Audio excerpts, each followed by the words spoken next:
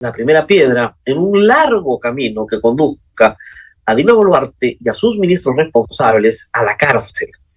No es poca cosa lo que dice el informe. Estamos hablando de graves violaciones de derechos humanos. Estamos hablando de palabras como masacre o ejecuciones extrajudiciales.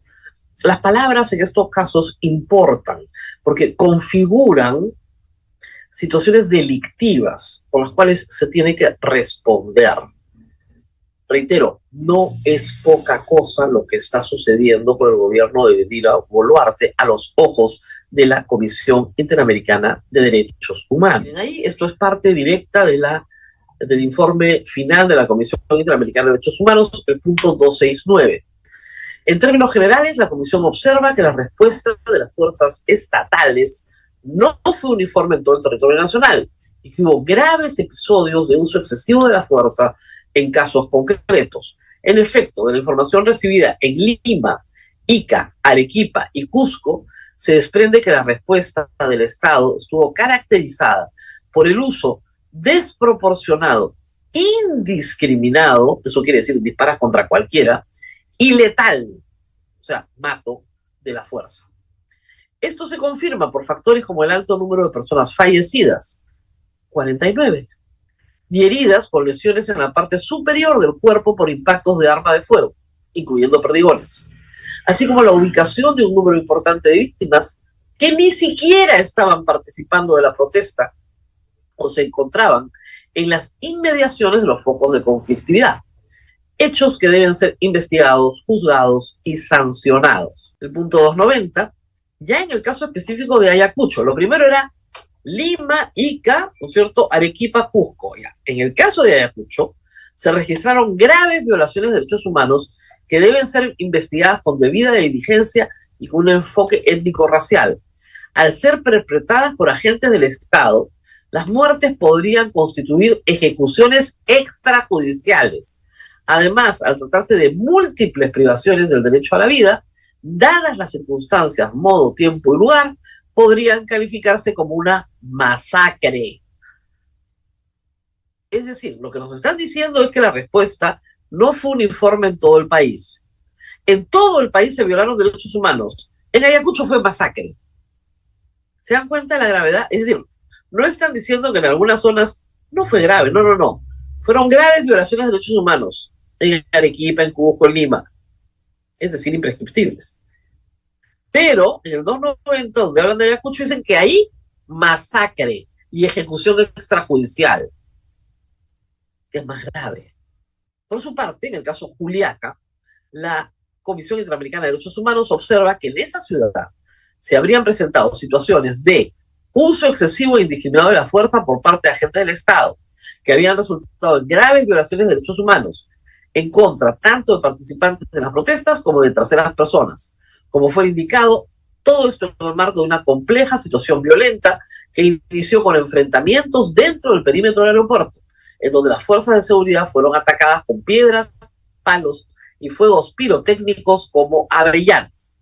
Es decir, la Comisión Interamericana reconoce que había una protesta violenta. Jamás lo ha escondido, como no lo ha hecho nadie. Lo que te señala es que la respuesta del Estado a una protesta violenta no es matar. ¿Cuántas veces lo hemos explicado en estos meses? No matarás. Es bien sencillo de entender para cualquier cristiano. Detienes. Llevas a un juicio. Se condena. Cumple la condena. No matas. Graves violaciones de derechos humanos es imprescriptible.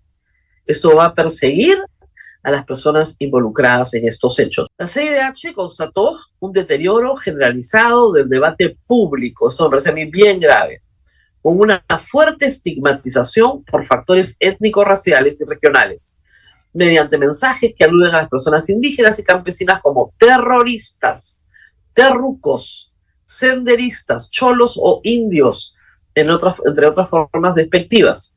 Estos mensajes no son inocuos, por el contrario, contribuyen a la creación de un ambiente de permisividad tolerancia hacia la discriminación, estigmatización y violencia institucional en contra de esta población.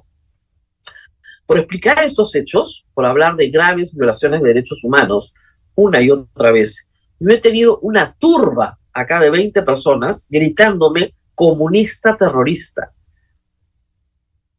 El ambiente que hemos vivido los periodistas en el Perú también está, por supuesto que también está en el informe final de la Comisión Interamericana de Derechos Humanos, con la policía parada afuera sin mover un dedo. La restricción a derechos fundamentales también está en el informe, que incluye a los alcaldes, por ejemplo el alcalde de Lima, que ha prohibido el derecho a reunión en el centro por sí y ante sí.